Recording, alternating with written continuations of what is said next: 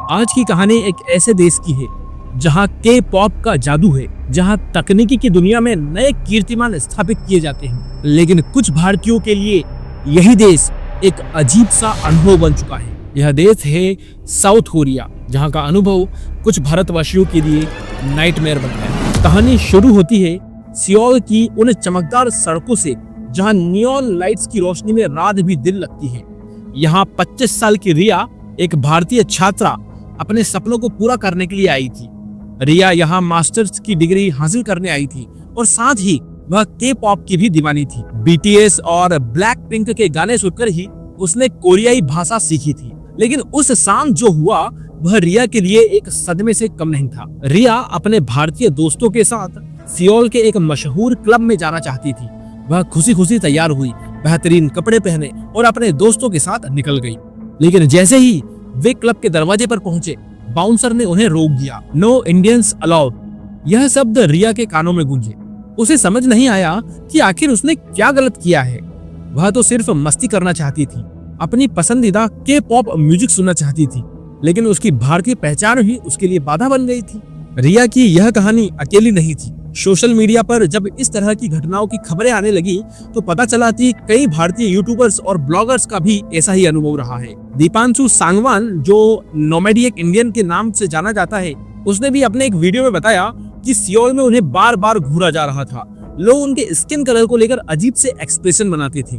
कई जगहों पर तो इतने असहज हो गए कि उन्हें लगा कि जैसे वे कोई गलत जगह आ गए हों। एक्स यानी ट्विटर पर और रेडिट पर तो यह मामला और भी गंभीर रूप ले गया।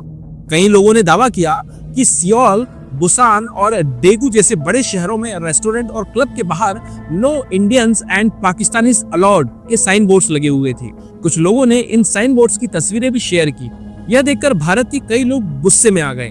कुछ ने तो के पॉप और कोरियाई उत्पादों का बहिष्कार करने की बात कही। लेकिन दोस्तों, यहाँ सोचने वाली बात है कि क्या सही में कोरिया भारतीयों के खिलाफ है या फिर यह कुछ व्यक्तियों के सोच का नतीजा है। इसे समझने के लिए हमें साउथ कोरिया के समाज और संस्कृति को गहराई से जानना होगा। साउथ कोरिया एक होमोजीनियस समाज है। होमोजीनियस का मतलब यह है कि यहाँ के ज्यादातर लोग एक ही नस्ल, एक ही संस्कृति से आए हैं। आप पूरे साउथ कोरिया में घूमिए, आपको लगभग एक जैसे लोग ही देखने को मिलेंगे। यह हमारे भारत से बिल्कुल अलग है। हमारे यहाँ तो कहते हैं ना कि हर 200 किलोमीटर पर भाषा बदल जाती है, संस्कृति बदल जाती है, खान पान बदल जाता है, यहाँ तक कि लोगों के रंग रूप भी बदल जाते हैं। लेकिन साउथ कोरिया में ऐसा नहीं है। जब इन कोरियाई लोगों के सामने अचानक से भूरे रंग के लोग आते हैं, जैसे कि भारतीय या पाकिस्तानी, तो वे कंफ्यूज हो जाते हैं। उनके लिए यह एक नया अनुभव होता है और इंसान का स्वभाव है कि वह नई चीजों से घबराता है, उनसे दूरी बनाकर रखता है। अब बात आती है कल्चरल डिफरेंस की। कोरियाई संस्कृति में साफ सफाई को लेकर बहुत सख्ती है। वहाँ शांति, अनुशासन और नियम कानून का पालन करना बेहद जरूरी माना जाता है। अगर कोई व्यक्ति सार्वजनिक जगह पर जोर से बात करे, कूड़ा फेंके, लाइन तोड़कर अपनी मर्जी से काम करे या फिर किसी के साथ बदतमीजी करे, तो यह सब कोरियाई लोगों को बिल्कुल भी पसंद नहीं आता। अब हमारे भारतीय दोस्तों के लिए यह सब बहुत कॉमन है। हमारे यहाँ तो यह सब रोजमर्रा की जिंदगी का हिस्सा है। लेकिन जब कोई भारतीय टूरिस्ट या स्टूडेंट अनजाने में वहां जाकर यह सब करता है तो कोरियाई लोगों को लगता है कि यह व्यक्ति उनकी संस्कृति का सम्मान नहीं कर रहा। यह भेदभाव नहीं है दोस्तों, यह कल्चरल क्लैश है। दो अलग संस्कृतियों का टकराव है। इसके अलावा एक और बड़ी समस्या है स्टीरियोटाइप्स की। बहुत से कोरियाई लोगों की भारत के बारे में जानकारी सिर्फ पुरानी बॉलीवुड फिल्मों तक ही सीमित है, या फिर वे पश्चिमी मीडिया या सोशल मीडिया से भारत के बारे में जानते हैं, जहां अक्सर भारत को गरीबी, भीड़ भाड़ या गंदगी के साथ जोड़कर दिखाया जाता है। उन्होंने स्लमडॉग मिलियनेयर जैसी फिल्में देखी हैं और उन्हें लगता है कि पूरा भारत की वैसा होगा। फिर है रंग रूप का मसला। साउथ कोरिया में ब्यूटी स्टैंडर्ड्स बहुत अलग है। वहाँ गोरा रंग को बेहतर माना जाता है और जब वे हमारे जैसे डार्क स्किन वाले लोगों को देखते हैं तो कभी कभी वे अजीब तरह से रिएक्ट करते हैं। यह जरूरी नहीं कि यह जानबूझकर किया गया भेदभाव हो, लेकिन यह उनकी सामाजिक कंडीशन का नतीजा है।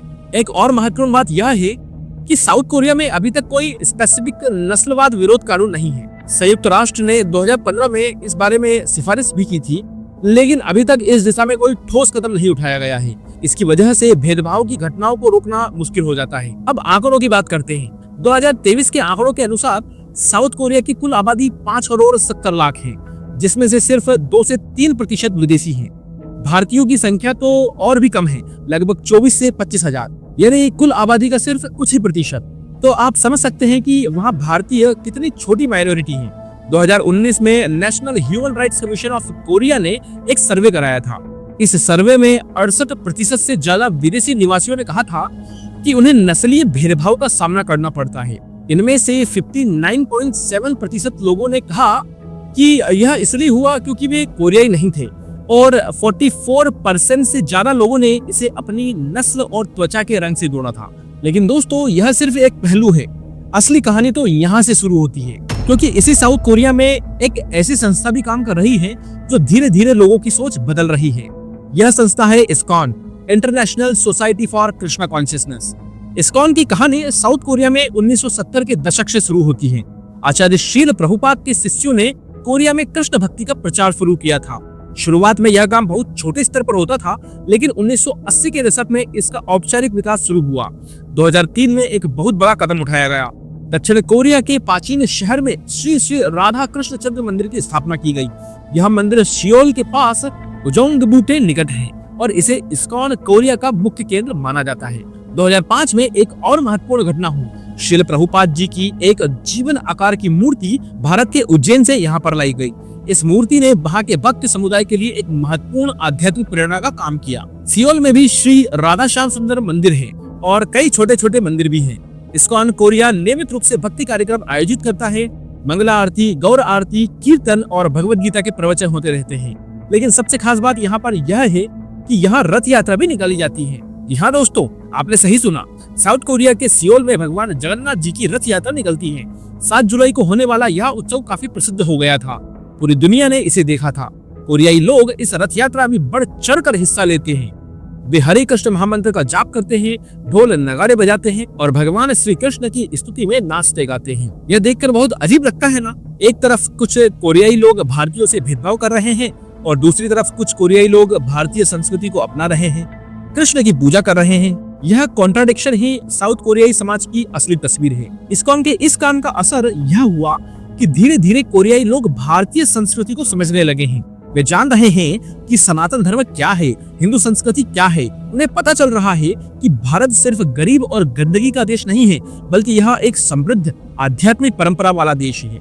इसका सबसे बड़ा फायदा यह हुआ कि अब कई कोरियाई लड़कियां भारतीय लड़कों को पसंद करने लगी हैं। उन्हें लगता है कि भारतीय लड़के आध्यात्मिक होते हैं, फैमिली वैल्यूज रखते हैं और उनकी संस्कृति बहुत रिच है।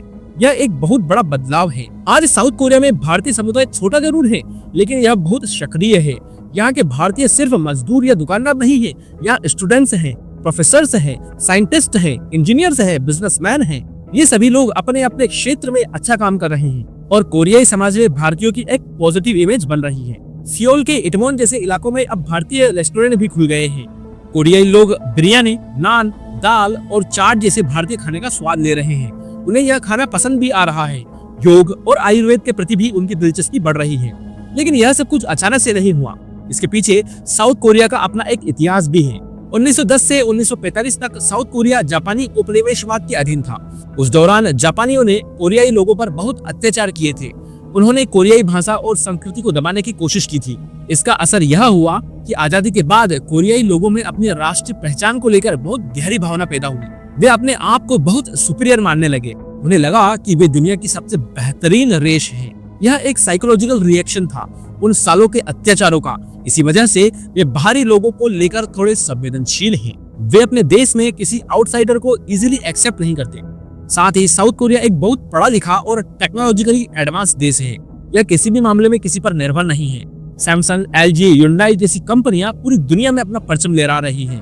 के पॉप और कोरियन ड्रामा सा दुनिया भर में क्रेज है, इसलिए उन्हें लगता है कि वे सभी से बेहतर हैं। यह सारी चीजें मिलकर कभी कभी एक ऐसा माहौल बना देती है जहां बाहरी लोगों के साथ थोड़ा अजीब व्यवहार होता है। लेकिन धीरे धीरे यह स्थिति बदल रही है। भारत और साउथ कोरिया के बीच डिप्लोमेटिक रिलेशन भी मजबूत हो रहे हैं। दोनों देशों के बीच ट्रेड बढ़ रहा है, कल्चरल एक्सचेंज हो रहे हैं। कुछ साल पहले तक स्थिति वाकई बहुत खराब थी। भारतीयों का वहाँ बिल्कुल सम्मान नहीं था, लेकिन अब हालात बेहतर हो रहे हैं। इस्कॉन जैसी संस्थाओं का योगदान इसमें बहुत महत्वपूर्ण है। वे न सिर्फ भारतीय आध्यात्मिकता को फैला रहे हैं, बल्कि कल्चरल ब्रिज का भी काम कर रहे हैं। दोस्तों, आखिर में मैं यही कहना चाहूंगा कि हमें कुछ चुनिंदा घटनाओं के आधार पर किसी देश या समाज के बारे में राय नहीं बनानी चाहिए। जो कुछ भी रिया और दूसरे भारतीयों के साथ हुआ वह दुखद है और गलत है, लेकिन यह पूरे साउथ कोरियाई समाज की सोच को नहीं दर्शाता। हर समाज में अच्छे और बुरे लोग होते हैं। जरूरत है समझ, सब्र और कल्चरल सेंसिटिविटी की। जैसे जैसे दोनों देशों के बीच इंटरेक्शन बढ़ेगा, म्यूचुअल अंडरस्टैंडिंग भी बढ़ेगी और मुझे पूरा यकीन है कि आने वाले समय में भारतीयों को साउथ कोरिया में उसी सम्मान से देखा जाएगा जिसके वे हकदार हैं। तो दोस्तों, ये थी साउथ कोरिया और भारतीयों की पूरी कहानी। उम्मीद है आप लोगों को यह वीडियो पसंद आया होगा, तो मुझे कमेंट बॉक्स में कमेंट करके जरूर बताएं। और हाँ, सामने आ रहे इस वीडियो को क्लिक करके जरूर देखें। मैं आपसे वहीं मिलूंगा, तब तक के लिए धन्यवाद।